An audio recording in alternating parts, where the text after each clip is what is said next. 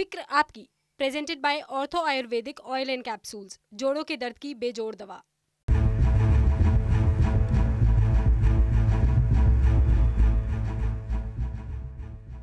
नमस्कार, कैसे हैं आप? फिक्र आपकी में एक बार फिर आपका स्वागत है। बड़ी खबर आ रही है इस वक्त, हम आपको जो बता रहे हैं उस पर और ज़्यादा अपडेट्स लेकर आए हैं, लेकिन शुरुआत आपकी फिक्र की बड़ी बड़ी खबरों के साथ। अफगानिस्तान में तालिबान का राज आने के बाद से ही चिंता जताई जा रही थी कि इससे दुनिया भर में आतंक फैलने का खतरा है, और आज रूस में भी एक यूनिवर्सिटी पर हमला हो गया। अब सवाल यह है कि कल से जब यूनाइटेड नेशंस जनरल असेंबली का मेला लगेगा तो आतंक पर क्या फॉर्मूला निकलेगा। ये फिक्र इसलिए भी बड़ी हो गई है क्योंकि अफगानिस्तान में हर किस्म के आतंकवादी सिर उठाने लगे हैं। उसामा बिन लादेन के खास कहे जाने वाले ब्लैक गार्ड के भी सामने आने की खबरें आ रही हैं। आज हम आपको बताएंगे कि आतंक अब कितना बड़ा मर्ज बन चुका है और काबुल में कितने तरह के दहशतगर्द एक्टिव हैं। आज हम पंजाब में सत्ता परिवर्तन की फिक्र भी करेंगे। आज चरणजीत सिंह चन्नी ने मुख्यमंत्री पद की शपथ ली है, लेकिन कांग्रेस नेताओं के एक बयान पर विवाद खड़ा हो गया, जिसमें इशारा किया गया है कि चुनाव में चेहरा चन्नी नहीं बल्कि सिद्धू होंगे। इस रणनीति के पीछे की वजह क्या है, आज इसका पूरा विश्लेषण किया जाएगा। और फिर आज लूट घर सीरीज में अंसल बिल्डर्स की टाउनशिप की पड़ताल करेंगे। एक ऐसी टाउनशिप की कहानी है जो 20% ही बनकर अटकी हुई है, और हालात ऐसे हैं कि जो भी इस टाउनशिप के हिस्से बने वो पछता रहे हैं और घबरा रहे हैं। क्यों, हम बताएंगे आपको। इस वक्त की बड़ी खबर, आज सबसे पहले फिक्र साधु संत समाज की, जिनके लिए आज प्रयागराज से बहुत बुरी खबर आई है। शाम करीब 6 बजे पता चला कि अखिल भारतीय अखाड़ा परिषद के अध्यक्ष महंत नरेंद्र गिरी की संदिग्ध परिस्थितियों में मौत हो गई है। उनका शव प्रयागराज में के अल्लापुर में बाघंबरी गद्दी मठ के कमरे में फंदे से लटकता मिला। पुलिस को कमरे के दरवाजे भी चारों तरफ से बंद मिले हैं, इसीलिए शुरुआती जांच में पुलिस इसे आत्महत्या का मामला मान रही है। लेकिन मौके से जो सुसाइड नोट मिला है 7 पन्ने का, उसमें उनके पूर्व शिष्य आनंद गिरी का जिक्र है। एडीजी लॉ एंड ऑर्डर के मुताबिक सुसाइड नोट में लिखा है कि महंत नरेंद्र गिरी अपने पुराने शिष्य आनंद गिरी की प्रताड़ना से परेशान थे। अभी तक जो बातें सामने आ रही हैं उसके मुताबिक महंत नरेंद्र गिरी और आनंद गिरी के बीच किसी जमीन की खरीद बिक्री को लेकर विवाद चल रहा था। घुटना, कंधा या कमर, चाहे जैसा हो दर्द, डॉक्टर ऑर्थो आपको देता है दर्द से पूरी आजादी, एक भरपूर जिंदगी। ये कोई टेम्परेरी पेन किलर नहीं, आयुर्वेदिक औषधि है। प्रयागराज के अल्लापुर इलाके में हूँ और ये है वो बाघंबरी करके आएंगे, जहाँ पर अब से कुछ घंटे पहले अखाड़ा परिषद के अध्यक्ष महंत नरेंद्र गिरी ने खुदकुशी कर ली। आपको हम दिखा दें कि यही वो जगह है जहाँ पे अब से थोड़ी देर पहले महंत नरेंद्र गिरी ने सुसाइड किया है। आईजी ने इस बात को कंफर्म किया है कि उन्हें पहली नज़र में ये मामला सुसाइड का लग रहा है, और आईजी ने यह भी बताया है कि महंत नरेंद्र गिरी ने 6 से 7 पन्नों का एक सुसाइड लेटर लिखा था। वो लेटर एक वसीयतनामे की तरह लिखा गया है, जिसमें महंत ने इस बात का जिक्र किया है कि उनके बाद उनकी विरासत को कौन संभालेगा। कुछ शिष्यों के नाम भी लिखे हैं, हालांकि आईजी ने अभी वो नाम सार्वजनिक नहीं किए हैं। उनसे किसका विवाद था ये भी महंत ने कुछ इशारों में उस सुसाइड लेटर में लिखा है। सबसे बड़ी बात जो सामने आई है, महंत इस बात से नाराज़ थे कि उनके सम्मान में कमी आ रही, उनके सम्मान के साथ खेला जा रहा है, उनकी तौहीन की जा रही और उन्हें बेवजह कुछ मामलों में घसीटा जा रहा है, और इससे खिन्न होकर उन्होंने खुदकुशी जैसा एक बहुत ही बड़ा फैसला उठाया है। ये देख सकते हैं, यही महंत नरेंद्र गिरी की तस्वीर है। कल ही ये यूपी के डिप्टी सीएम केशव प्रसाद मौर्य से मिले थे और आज इन्होंने खुदकुशी कर ली है। आया यहाँ से आश्रम से कि महाराज जो है रस्सी पे फंदे पे लटक गए हैं। मैंने पूछा कहाँ है महाराज, तो कहें कि वो जल्दी हम लोगों ने काट के उनको उतार दिया है। यहाँ हम लोग जब आए तो देखे कि महाराज को ज़मीन पे लेटे हुए थे और रस्सी फंसी हुई थी और फैन में रस्सी लटकी हुई थी और उनकी मृत्यु हो चुकी थी। इस बात की और हम लोगों को प्रथम दृष्टया जो लग रहा है कि ये आत्महत्या है, और उनका सुसाइड नोट भी मिला है जिसमें उन्होंने पूरी बात अपने आश्रम के बारे में क्या करना है, एक तरह से अपना वसीयतनामा लिखा है। बताया जा रहा है कि जो 7 पन्ने का सुसाइड नोट है वो वसीयतनामे की तरह लिखा गया है। अभी से कुछ देर पहले महंत नरेंद्र गिरी के शिष्य आनंद गिरी को पुलिस ने हिरासत में ले लिया है। उनके परिवार के लोगों को भी हिरासत में लिया गया है। हालांकि आनंद गिरी ने कहा है कि यह बहुत बड़ा षड्यंत्र है, उनके और गुरु के बीच कभी कोई विवाद था ही नहीं। क्या आपका कोई विवाद था उनसे? कोई ये बहुत बड़ा षड्यंत्र है। हम गुरु शिष्य के बीच में कभी कोई विवाद नहीं रहा। ये उन लोगों की साजिश है जो सीधे सीधे मठ और मंदिर का पैसा साजिश के तहत अपने घरों तक पहुंचा रहे थे, जिनका 2000 का भी आमदनी नहीं थी, 5-5 करोड़ के 10-10 करोड़ के जिनके मकान हो गए। जिन लोगों ने सीधे तौर पे गुरुजी को ब्लैकमेल करके जो पैसा कमाया, उन लोगों की ये साजिश है और उस साजिश के तहत उनकी हत्या हुई है। उन्हीं की हत्या में जानबूझ करके मेरे नाम का आना ये षड्यंत्र का स्पष्ट रूप है, जिसमें पुलिस के बड़े अधिकारी भी शामिल हो सकते हैं, जिसके अंदर में कुछ जो लड़के वहाँ के हैं वो भी उसमें शामिल हो सकते हैं। अखाड़ा परिषद के अध्यक्ष महंत नरेंद्र गिरी के निधन के बाद से प्रयागराज में शोक की लहर है। पूरा साधु संत समाज जो है वो गमगीन है। इस बीच प्रधानमंत्री मोदी, सीएम योगी समेत कई सियासी हस्तियों ने महंत नरेंद्र गिरी के निधन पर दुख व्यक्त किया है। उन्हें श्रद्धांजलि दी गई है। पूज्य महाराज जी कैसे अखाड़ा परिषद के हमारे अध्यक्ष थे और अध्यक्ष के रूप में उन्होंने कितनी लड़ाइयाँ लड़ी, किस किस प्रकार की चुनौतियों का सामना किया, किस प्रकार से कुंभ मेले में उन्होंने योगदान दिया, चाहे प्रयाग हो, चाहे नासिक हो, चाहे हरिद्वार हो, मतलब जहाँ पर भी जो कुछ कार्यक्रम हुआ। पूज्य महाराज जी का जाना, मैं बहुत छोटी अवस्था से पूज्य महाराज जी के 30 साल से अधिक समय हो गया, जब पूज्य अशोक सिंघल जी के साथ में जाता था, अनेक कार्यक्रम में महाराज जी से प्रार्थना करता था। जब शाही स्नान होता था तो मुझे कहे केशव मेरे साथ ले चलना, मुझे लेकर के जाते थे कुंभ के मेले में। लेकिन यह समाचार सुन करके मैं बहुत दुखी हूँ। मैं ज़्यादा बात करना नहीं चाहता, लेकिन मेरा दुख असहनीय है। मेरा ही नहीं, भक्तों का भी दुख इस समय सहन सीमा के बाहर का होगा। मैं भी एक तरह से उनका भक्त ही था, उनके बच्चे की तरह था। उन्होंने सदैव मुझे बहुत प्यार और स्नेह दिया। अखाड़ा परिषद के अध्यक्ष श्री नरेंद्र गिरी जी की जो बारे में सूचना अभी आई है वो बड़ा ही मर्माहत करने वाला है। जिस प्रकार से खबरें आ रही है कि उन्होंने आत्महत्या कर लिया, ये समझ से परे है। कोई भी संत जो संघर्ष से निकला हुआ है वो कभी आत्महत्या नहीं करेगा। वो तो दूसरे को प्रेरणा देने का काम करता है। संत तो दूसरे को प्रेरणा देते हैं, जीवन जीने की प्रेरणा देते हैं, जीवन को आगे ले चलने की प्रेरणा देते हैं। तो इसलिए हम इस पे बड़ा ही हतप्रद हैं, आश्चर्यचकित हैं। ये संत समाज का बहुत ही अपार सनातन धर्म का एक बहुत बड़ा क्षति है। तो इस बहुत बड़ा दुखद समाचार है। तो मैं शासन और प्रशासन से ये मांग करता हूँ कि इसकी निष्पक्षता से जांच की जाए। सीधे लेकर चलते हैं अभिषेक उपाध्याय, मेरे सहयोगी मेरे साथ हैं। अभिषेक, क्या क्या इंफॉर्मेशन आ रही है आपके पास? ये बहुत ही हैरान करने वाली खबर है आज। बिल्कुल, देखिए 3 बहुत ही महत्वपूर्ण पहलू हैं इस मामले के। निशांत, पहला जो पहलू है वो पहलू है जिसका वो इशारा भी किया है उन्होंने अपने सुसाइड नोट में, जिसकी अभी जांच चल रही है सुसाइड नोट की। पहला पहलू है संपत्तियों की खरीद फरोख्त का पहलू है, और इसका उनके ऊपर भी आरोप लगाया गया था, उन्होंने भी आरोप लगाया था। और ये जो है ये अंतर्राज्यीय है निशांत। ये जो संपत्तियाँ हैं ये हम प्रयागराज जहाँ भी ये घटना हुई है वहाँ के कीडगंज में जो गोपाल मंदिर है वहाँ से हम शुरू करें तो माड़ा, वहाँ के करछना, उसके बाद हरिद्वार के बाद महाराष्ट्र के कोल्हापुर, और उसके बाद गुजरात के वडोदरा, यूपी के नोएडा, इन तमाम जगहों पर ये संपत्तियां हैं और इनकी खरीद फरोख्त का आरोप है। और बहुत ही गंभीर आरोप है इस मामले में। चिट्ठी जो है वो प्रधानमंत्री और गृहमंत्री तक को लिखी गई। और मैं आपको एक बात और बताऊं, प्रयागराज में लेटे हुए हनुमान जी हैं, बहुत ही पवित्र जगह हैं। कोई भी आता है वहाँ पर वीवीआईपी से वीआईपी तो वहाँ दर्शन करने ज़रूर जाता। उसमें लाखों के चढ़ावे का मामला, उस पर भी आरोप लगाए गए हैं। और वहाँ पर 2 संदिग्ध मौतें भी हुई हैं। ये सब एक सिलसिला है पूरा। इसीलिए अगर मैं कह रहा हूँ कि इन्वेस्टिगेशन किया जाएगा तो ये इन्वेस्टिगेशन की जो सुई है वो एक राज्य या एक जिले तक नहीं सिमटेगी, ये कई जगहों पर जाएगी। और इसके पीछे के जो तार हैं उनकी गहन विवेचना की जरूरत बताई जा रही है। अभिषेक, एक इन्फॉर्मेशन मेरे पास है, अब मुझे करेक्ट कर सकते हैं अगर मैं कुछ गलत बोल रहा हूं तो। 14 मई इसी साल को पंचायती अखाड़ा श्री निरंजनी ने आनंद गिरी को अखाड़े और बाघंबरी गद्दी से बाहर कर दिया था। उन पर ये आरोप लगे थे परिवार के साथ संबंध रखने के, और नरेंद्र गिरी जी ने कहा था कि बड़े हनुमान मंदिर पर आने वाले दान चढ़ावे में से आनंद गिरी धन अपने परिवार पर खर्च कर रहे हैं। क्या ये बात सही है? क्या इसको लेकर कोई इंफॉर्मेशन है आपके पास?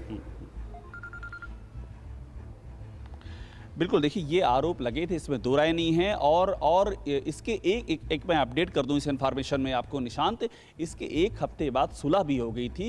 इसके एक हफ्ते बाद आनंद गिरी ने पैर पकड़ के माफ़ी मांगी थी और बाकायदा उसका वीडियो अपलोड किया था। लेकिन उसके बाद जब गुरु दीक्षा कार्यक्रम हुआ तो गुरु दीक्षा कार्यक्रम वो नहीं आए। जब वो नहीं आए तो ये सवाल उठा कि आप पहले माफ़ी मांगते हैं, ये पहले गंभीर आरोप लगाते हैं, आप चिट्ठी लिखते हैं प्रधानमंत्री को, गृह मंत्री को, राष्ट्रपति को, उसके बाद आप पैर पकड़ के माफ़ी मांगते हैं, उसका वीडियो जारी करते हैं और वीडियो जारी करने के बाद आप फिर गुरु दीक्षा का कार्यक्रम में जब होना चाहिए वहां से आप गायब होकर हरिद्वार चले जाते हैं। तो ये पूरा जो डेवलपमेंट है, ये डेवलपमेंट अपने आप में बताता है कि इस मामले में काफ़ी कुछ ऐसा है जिस पे संदेह की सुइयां उठ रही हैं। और एक बात मैं आपको और बताऊं, सिर्फ महंत नरेंद्र गिरी और महंत आनंद गिरी के बीच का मसला नहीं है, ये उनके गुरु का मसला भी है। महंत नरेंद्र गिरी के जो गुरु हैं उनकी बारे में भी आरोप लगाए गए। आरोप ये लगाया गया कि महंत नरेंद्र गिरी ने अपने गुरु को ही निर्वासित कर दिया, वो हरिद्वार में रह रहे हैं।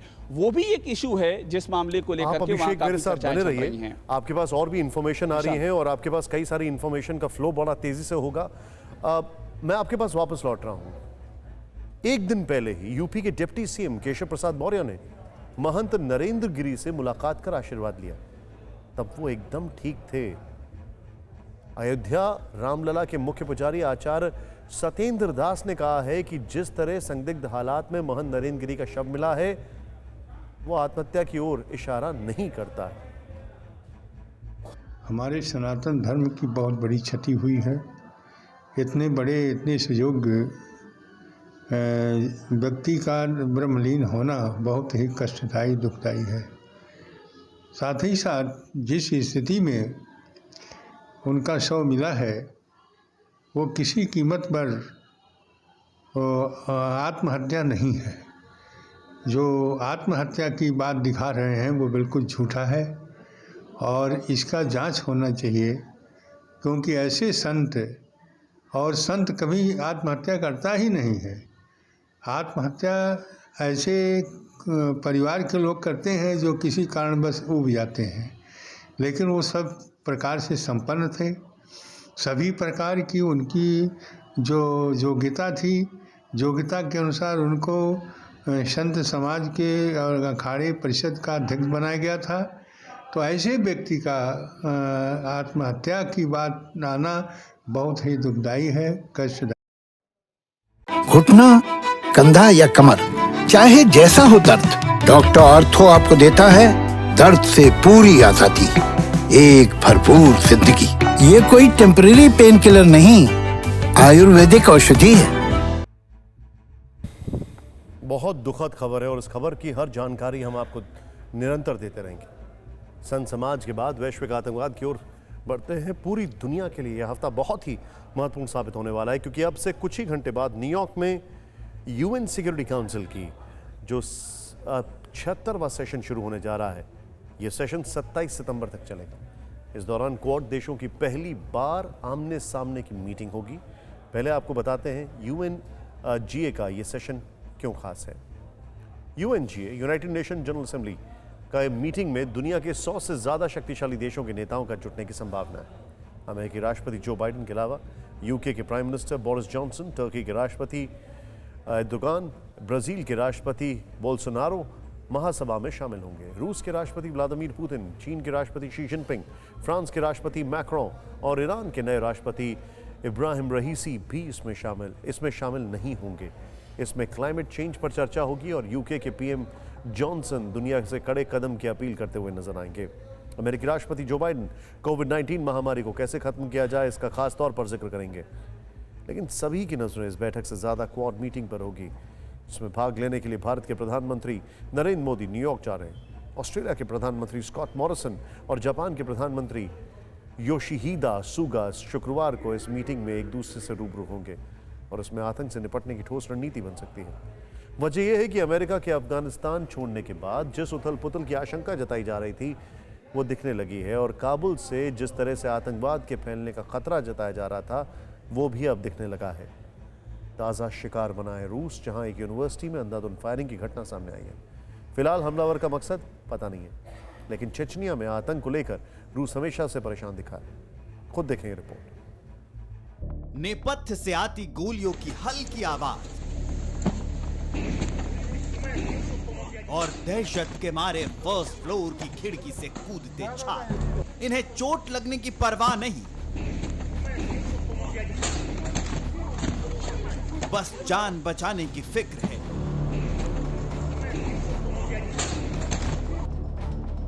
शायद आपने भी आज से पहले ऐसी तस्वीरें कभी नहीं देखी होंगी। हैरान करने वाला यह दृश्य रूस की पॉम स्टेट यूनिवर्सिटी का है।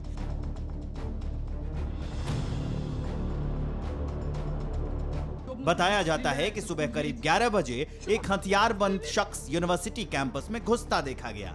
कुछ ही देर बाद यूनिवर्सिटी की बिल्डिंग में घुसते ही दनादन फायरिंग करने लगा,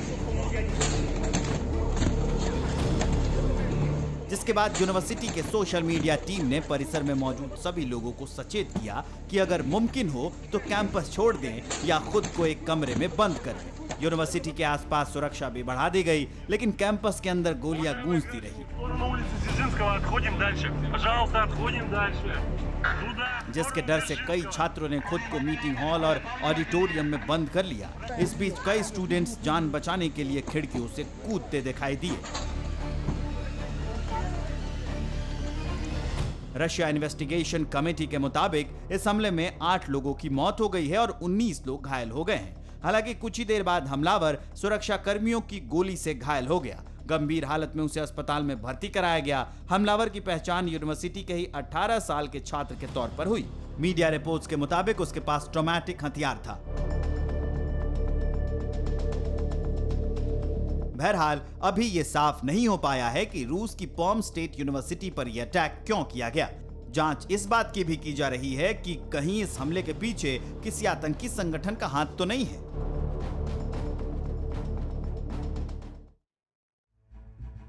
दरअसल दुनिया को यह समझना होगा कि आतंक इस वक्त कितना बड़ा खतरा बन चुका है। खासतौर पर अफगानिस्तान में तालिबान का राज आने के बाद यह खतरा और बड़ा हो गया है। रिपोर्ट आ रही है कि अफगानिस्तान में कभी ओसामा बिन लादेन का खूंखार दस्ता रहा ब्लैक गार्ड एक बार फिर संगठित होने लगा है, जबकि आतंकी संगठन ISIS के लगातार धमाके कर रहा है और रही सही कसर खुद तालिबान पूरी कर रहा है। वो विरोधियों के नाम पर आम आवाम का खून बहा रहा है। TVN भारतवर्ष के कैमरे से ली गई ये तस्वीरें अफगानिस्तान के जलालाबाद की, जहां तालिबान के ऊपर बड़ा हमला हुआ। कई तालिबानी लड़ाके मारे गए और करीब 2 दर्जन तालिबानी घायल हो गए।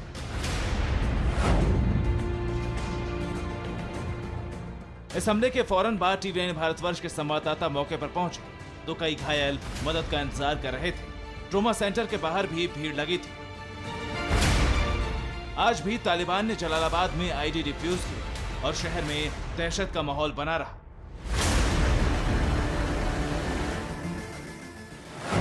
बताया जाता है कि तालिबानी लड़ाकों के ऊपर हुए इस हमले की जिम्मेदारी आतंकी संगठन इस्लामिक स्टेट खुरासान यानी ISIS के ने ली। ISIS के ने दावा किया है कि उसने 48 घंटे में तालिबान के ऊपर 7 हमले किए।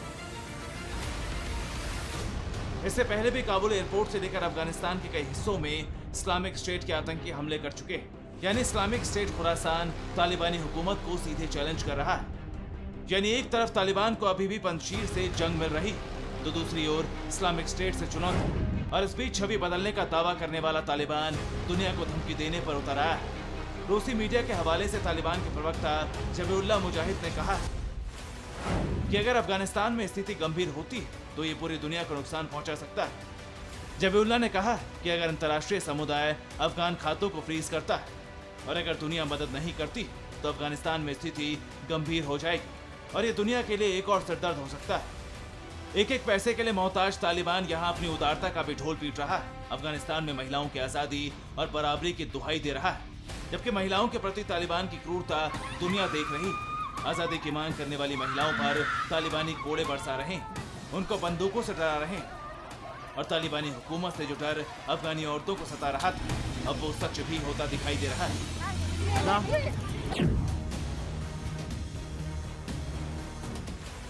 तालिबान सरकार ने एक नया फरमान जारी किया जिसमें महिला मामलों के मंत्रालय में ही महिला कर्मचारियों के प्रवेश पर पाबंदी लगा दी गई।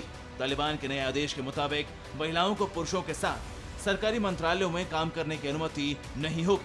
अब वहां सिर्फ पुरुषों को काम करने की इजाजत है। इसके अलावा यूनिवर्सिटी के क्लासरूम में लड़के और लड़कियों को अलग बैठाया जा रहा है, उनके बीच पर्दे टांग दिए गए।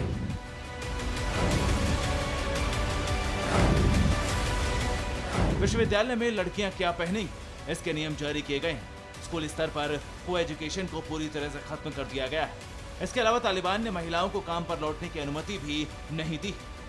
इतने के बावजूद तालिबानी हुकूमत विश्व बिरादरी के सामने अपनी उदारता का ढोल पीट रही, महिलाओं के हक और हुकूक की बात कर रही।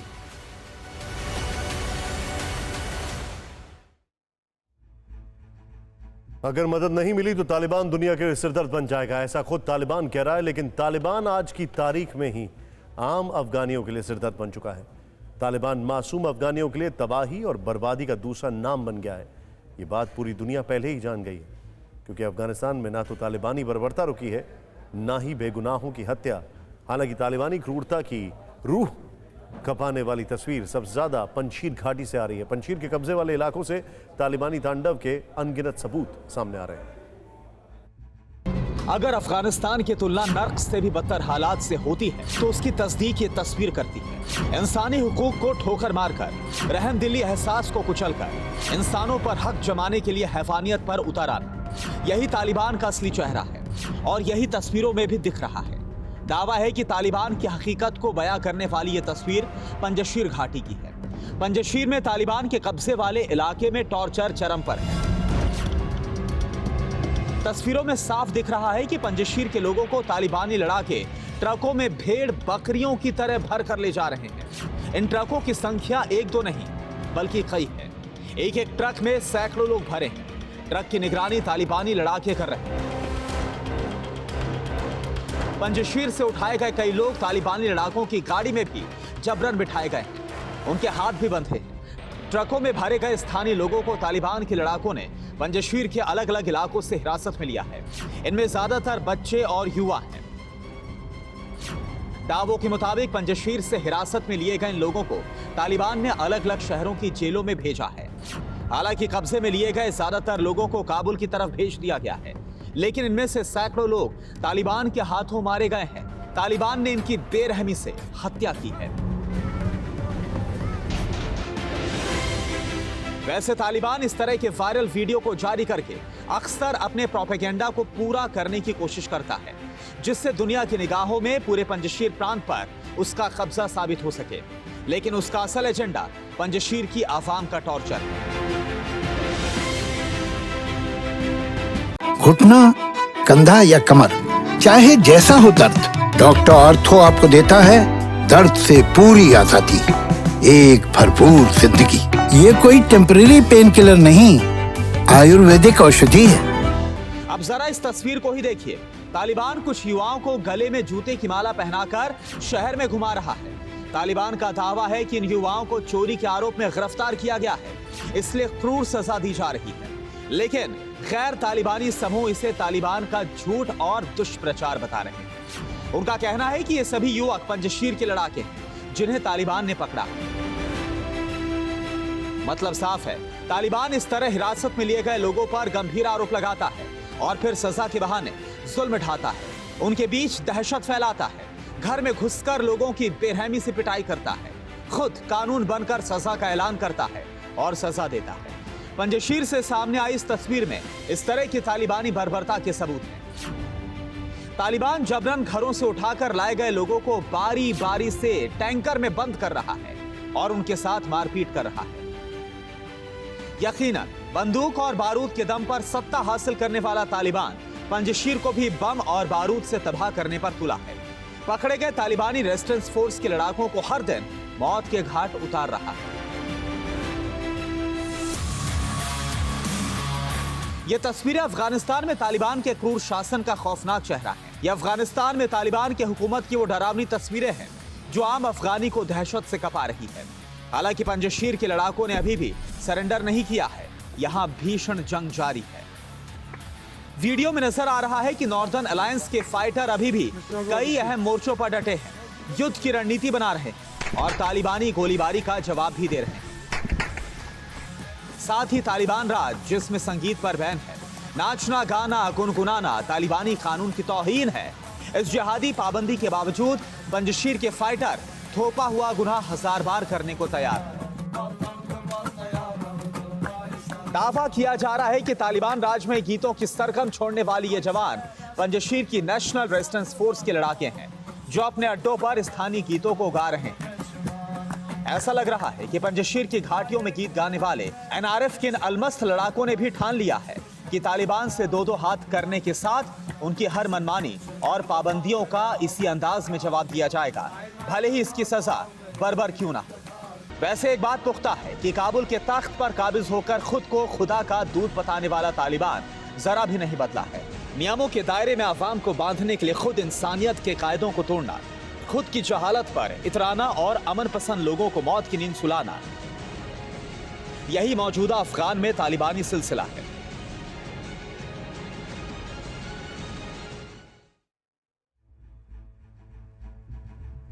यकीनन एक मुल्क में खूंखार दहशतगर्द हुक्मरान बन बैठा है, जो सिर्फ बम बंदूक की बोली बोलता है, जो तालिबान सिर्फ शरिया कानून पर चलता है और जिसके लिए आवाम का बुनियादी हक कोई मायने नहीं रखता। यही दुनिया की बड़ी फिक्र है जिससे भारत और अमेरिका दोनों चिंतित हैं। यही वजह है कि आज अफगानिस्तान के मुद्दे पर रक्षा मंत्री राजनाथ सिंह और अमेरिकी रक्षा मंत्री लॉयड ऑस्टिन के बीच 20 मिनट तक फोन पर बातचीत हुई। राजनाथ सिंह ने बातचीत को गर्मजोशी भरा हुआ बताया। उन्होंने कहा कि बातचीत में कई अहम मुद्दों पर भारत अमेरिका साझेदारी को और मजबूत करने पर सहमति बनी है। सूत्रों के मुताबिक अमेरिका चाहता है कि भारत अफगानिस्तान के मुद्दे पर अहम भूमिका निभाए।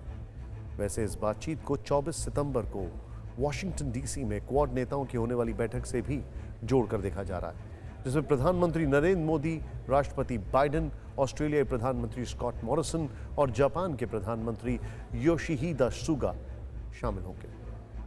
चीन क्वाड की इसी बैठक से बौखलाया हुआ है और भारत को गुटबाजी नहीं करने की चेतावनी दे रहा है। साथ ही साउथ चाइना सी से लेकर LAC तक युद्धाभ्यास कर रहा है। टैंक दौड़ रहे हैं, तोप गोले दागे जा रहे हैं, युद्ध की तरह बारूद बरस रहे हैं, जमीन से लेकर आसमान तक सब कुछ धुआं धुआं, और ये सब दिन में ही नहीं रात में भी हो रहा है। क्वाड की होने वाली मीटिंग से झल्लाए ड्रैगन ने लद्दाख से लेकर अरुणाचल प्रदेश तक लाइन ऑफ एक्चुअल कंट्रोल के पार फायर ड्रिल वाला युद्धाभ्यास शुरू कर दिया। खासतौर से शिनजियांग मिलिट्री डिस्ट्रिक्ट में ये युद्धाभ्यास 5000 मीटर की ऊंचाई पर चल रहा है। इसमें बड़े पैमाने पर चीनी सैनिक शामिल हैं। 10 ब्रिगेड और रेजिमेंट तोप, टैंक, गोला बारूद चला रहे हैं। इस वॉर एक्सरसाइज में PLA की सेना ने कई नए और आधुनिक हथियारों का इस्तेमाल किया है। रात और दिन में चल रहे अभ्यास में होवित्जर तोप, मल्टीपल रॉकेट लॉन्चर सिस्टम और एंटी एयरक्राफ्ट बैटरी का इस्तेमाल किया जा रहा है। TV9 भारतवर्ष को जानकारी मिली है कि PLA ने अपने अटैक हेलीकॉप्टर और टाइप 15 लाइट टैंक का भी अभ्यास के दौरान इस्तेमाल किया है।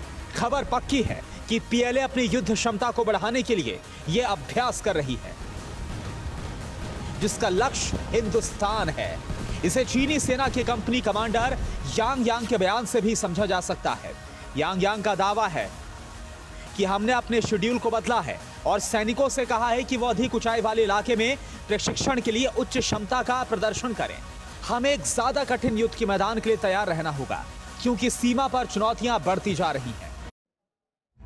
और अब लूट कर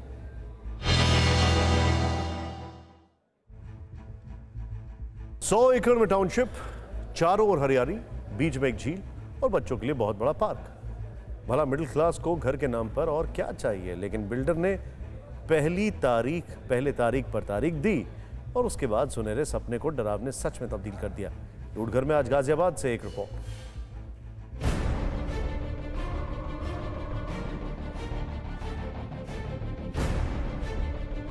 ये गाजियाबाद में NH9 के किनारे तैयार हो रही एक टाउनशिप है, जहां बायस को सुविधाओं के बदले सिर्फ आश्वासन और मुसीबत का सामना करना पड़ रहा है।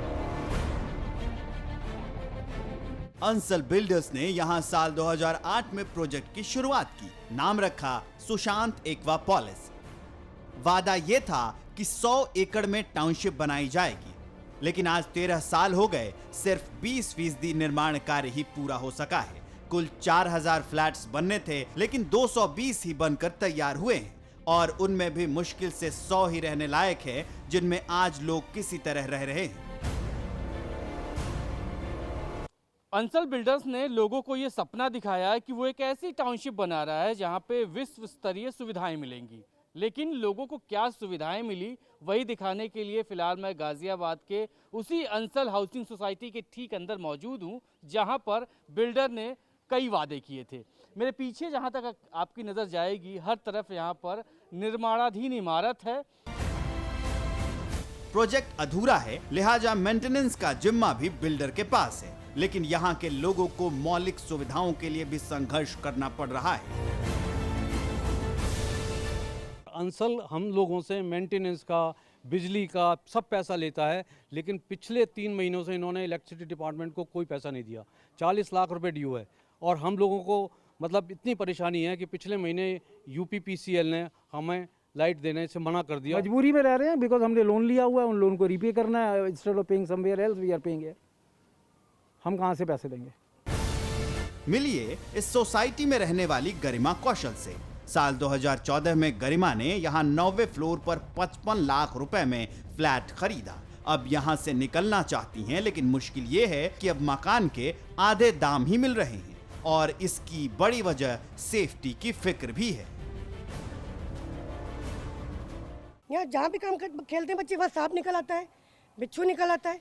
ये बच्चे इतने परेशान हो जाते हैं, कहाँ तक कोई हादसा हो जाएगा तब भी अंदर नहीं बोलेगा। बच्चों को अकेले आप घर से नहीं बिल्कुल नहीं, अकेले तो छोड़िए, सोसाइटी में नहीं छोड़ सकते। और कोई भी प्लॉट में लड़ाई होती है, टावर में घुस के आके मारपीट करते, टावर की चीज तोड़ते हैं कि नहीं। लास्ट टाइम लड़ाई हुई, प्लॉट में लड़ाई हुई, वो भगता भगता यहाँ बच नहीं आया, उसने पूरे टावर के गमले तोड़ दिए, गिलास तोड़ दिया। सोसाइटी कहने को भर है, सुरक्षा के लिए कोई दीवार भी नहीं है। अंदर बिल्डिंग के प्लॉट्स हैं, जिसकी वजह से कभी भी कोई भी बिना रोक टोक अंदर आ जाता है। महिलाएं शाम को बाहर निकलने से बचती हैं और बच्चों के खेलने के लिए ये भी जगह सुरक्षित नहीं मानी जाती। आइए अब आपको मिलवाते हैं एम कलीमुथु से। रक्षा मंत्रालय से रिटायर्ड कलीमुथु के दफ्तर में साल 2012 में अंसल ग्रुप की तरफ से फ्लैट का प्रस्ताव आया।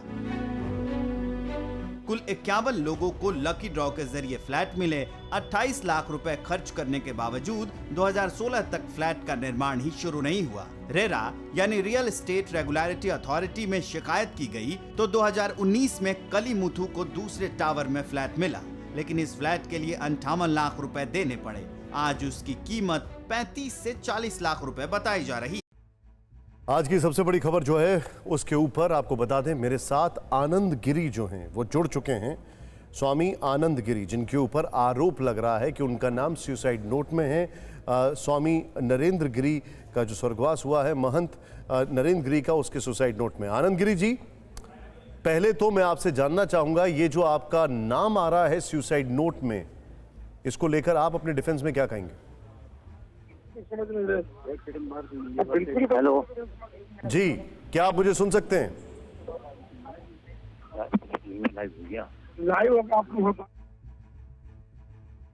क्या मेरी बात आनंद गिरी जी से हो रही है? क्या स्वामी आनंद गिरी जी मुझे सुन सकते हैं?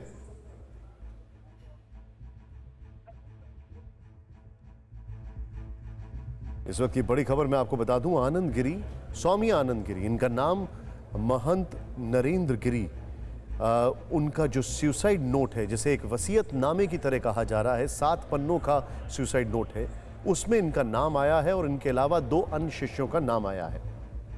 इसके बाद पुलिस निकल चुकी है इनको हिरासत में लेने के लिए।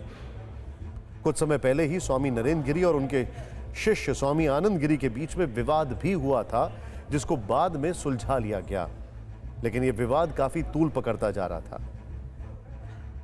हालांकि एक और तथ्य जो सामने आया था वो ये था कि कई बार ऐसा लगा कि आनंद गिरी जो हैं वो अपने आप को उत्तराधिकारी दिखा रहे हैं महंत नरेंद्र गिरी का, लेकिन इसका खुद खंडन किया महंत नरेंद्र गिरी जी ने। स्वामी आनंद गिरी जी, क्या आप मुझे सुन सकते हैं?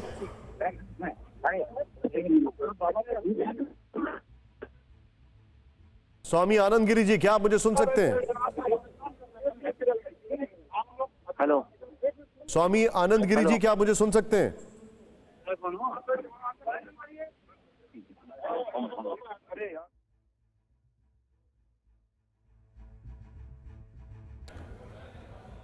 स्वामी आनंद गिरी से बात करने की हम कोशिश कर रहे हैं कि क्या वो कहना चाहते हैं अपने डिफेंस में, क्योंकि ऐसी खबरें आ रही हैं कि उन्होंने इसके लिए कहा है कि ये एक बहुत बड़ी खबर है। उन्होंने ये कहा है, आनंद गिरी ने ये कहा है कि इसमें बहुत बड़ी साजिश है। अब जानना चाहेंगे आनंद गिरी क्या कह रहे हैं। परवाह देश की, सोमवार से शुक्रवार रात 10 बजे TV9 भारतवर्ष पर।